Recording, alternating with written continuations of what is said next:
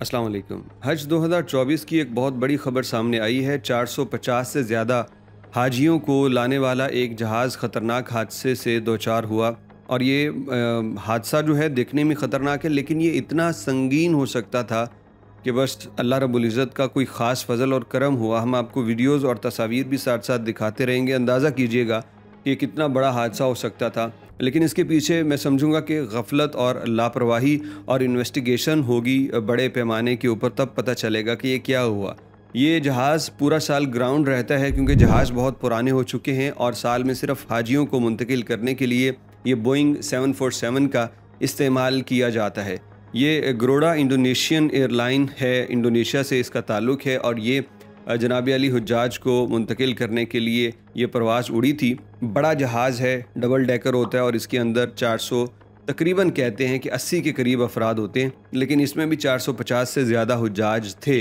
Cabin crew सब मिला के कोई पौने 500 के करीब लोग पहुंच जाते हैं। जैसे ही इस जहाज़ ने टेक ऑफ के लिए उड़ान भरी तो फौरी तौर पे इसके एक तरफ से आग के शोले निकले और ये बहुत बड़े शोले थे और उसके बाद लोगों ने वहाँ पे खड़े होकर इसको रिकॉर्ड किया।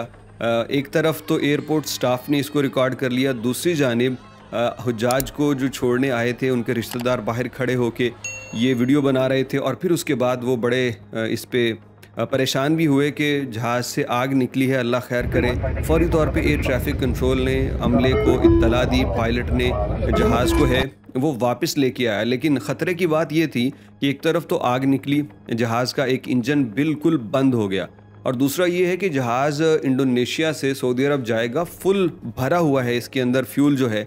तो आमतौर पे ऐसी हंगामी लैंडिंग नहीं की जाती और क्योंकि वज़न बहुत ज़्यादा होता है तो लैंडिंग में दिक्कत हो सकती है। तो अब फैसला करना होता है कि या तो आप जो फ्यूल है उसको डंप करेंगे या फौरी लैंड करेंगे, और फ्यूल डंप भी नहीं किया जा सकता क्योंकि यहाँ पे उसके इंजन को आग लगी है तो कुछ भी हो सकता है। तो खैर बड़ी कम वक्त में फ़ैसला करने के बाद पायलट ने कहा कि हम फौरी तौर पे लैंड करेंगे इसी फ्यूल के साथ, इसी कंडीशन के साथ। अल्हम्दुलिल्लाह ये तैयारा लैंड कर गया और किसी किस्म का कोई नुकसान नहीं हुआ। लेकिन जैसे ये ज़मीन पे पहुंचा, इसकी तस्वीर सामने आई तो ये देखिए ज़रा इसकी तस्वीर।